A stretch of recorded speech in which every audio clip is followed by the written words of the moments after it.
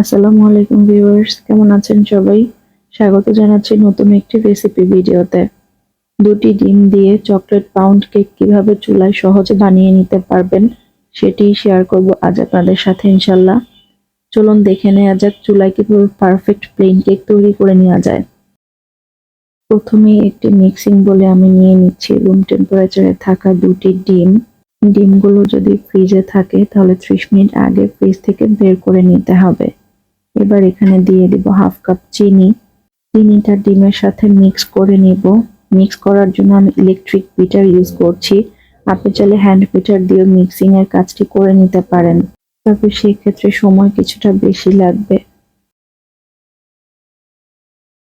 কয়েকবার বিট করে নেয়ার পর যখন হালকা ফোম তৈরি হয়েছে তখন দিয়ে দিচ্ছি 1/3 কাপ রান্নার রেগুলার তেল।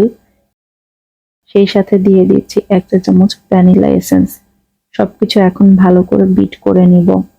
কিছুক্ষণ বিট করে নেয়ার পর ডিমের রং চেঞ্জ হয়ে সাদা হয়ে গিয়েছে এবং পুরোপুরি ফোমি হয়েছে। এ পর্যায়ে বিট করা বন্ধ করে দিব। পুরোপুরি ফোম ক্রিয়েট হওয়ার পরও ওভার বিট করা হলে কেক ফ্লাফি হবে না, চুপসে যাবে এবং হার্ড হয়ে যাবে। এখন এখানে আমি শুকনো উপকরণগুলো অ্যাড করব। শুকনো উপকরণগুলো চেলে নেওয়ার জন্য ছাঁকনি নিয়ে নিলাম। প্রথমে দিয়ে দিচ্ছি 1 কাপ ময়দা, এখন দিচ্ছি হাফ কাপ কোকো পাউডার, এ পর্যায়ে দিচ্ছি 1 চা চামচ বেকিং পাউডার, দিচ্ছি 1 চিমটি লবণ। শুকনো উপকরণের অর্ধেকটা চেলে ডিমের মিশ্রণের সাথে মিশিয়ে নিচ্ছি। উপকরণগুলো চেলে নেওয়ার কারণে কেকের ভেতরে লাম্পস ক্রিয়েট হবে না এবং কেকটি অনেক ফ্লাফি সেই সাথে সফটও হবে। মেশানোর এই কাজটি খুবই আলতো হাতে করতে হবে। আপনারা দেখতে পাচ্ছেন একদিক থেকে ঘুরিয়ে ঘুরিয়ে মিশিয়ে নিচ্ছি। এলোমেলোভাবে নেড়ে মেশানো যাবে না, তাতে কেকটি হার্ড হয়ে যাওয়ার সম্ভাবনা রয়েছে। বাকি অর্ধেকটা উপকরণ দিয়ে ভালোভাবে মিশিয়ে নিচ্ছি।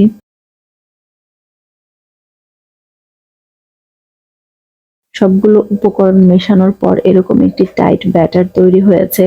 ব্যাটারের থিকনেস কিছুটা পাতলা করার জন্য এখানে আমি দিয়ে দিচ্ছি আগে থেকে জাল করে নেওয়া নর্মাল টেম্পারেচারে থাকা গরুর লিকুইড দুধ 1/4 কাপ।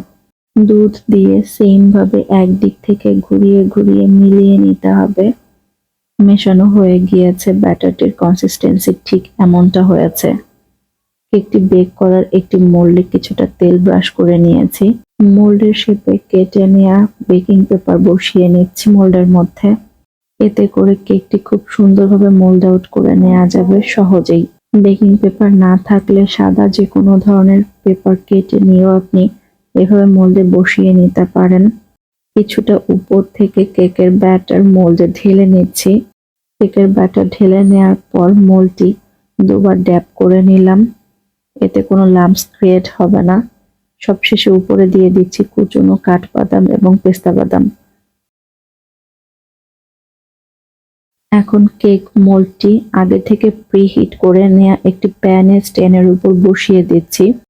চুলার আঁচ মিডিয়াম লো হিটে রেখে 25 মিনিট বসিয়ে রাখবো এভাবে। প্যানের ঢাকনার গায়ে যে ছিদ্র রয়েছে টিস্যু পেপার দিয়ে ঠিক এভাবে বন্ধ করে দিয়েছি। 25 মিনিট পর ঢাকনা খুলে একটি টুথপিক দিয়ে চেক করে নিচ্ছি। টুথপিকটি একদম ক্লিন বের হয়েছে, তার মানে কেকটি পুরোপুরি হয়ে গিয়েছে।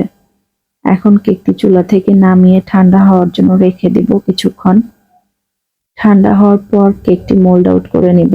একটি নাইফ দিয়ে কেকের চারিদিক ছাড়িয়ে নিচ্ছি, এতে খুবই অল্প সময়ে সুন্দরভাবে মোল্ড আউট হয়ে যাবে। নিচে যে বেকিং পেপারটি দিয়েছিলাম সেটি তুলে নিলাম। কেকটি দেখেই আপনারা বুঝে গিয়েছেন নিশ্চয়ই এই কেকটি কতটা সফট এবং পারফেক্ট ভাবে তৈরি হয়েছে। দেখে মনেই হবে না এই কেকটি মাত্র দুটি ডিম দিয়ে তৈরি করেছি, এত সুন্দরভাবে ফুলেছে। আর দেখতেই তো পাচ্ছেন মাশাআল্লাহ কতটা সফট হয়েছে। আশা করছি আমার আজকের রেসিপি আপনাদের কাছে খুবই ভালো লেগেছে, সেই সাথে সহজও লেগেছে। রেসিপি ভালো লেগে থাকলে চ্যানেলটি সাবস্ক্রাইব করে সাথে থাকার অনুরোধ রইল। আজ এ পর্যন্তই, কথা হবে পরবর্তী কোনো ভিডিওতে। ততক্ষণ পর্যন্ত ভালো থাকবেন সবাই। আজকের মতো বিদায় নিচ্ছি। আল্লাহ হাফেজ।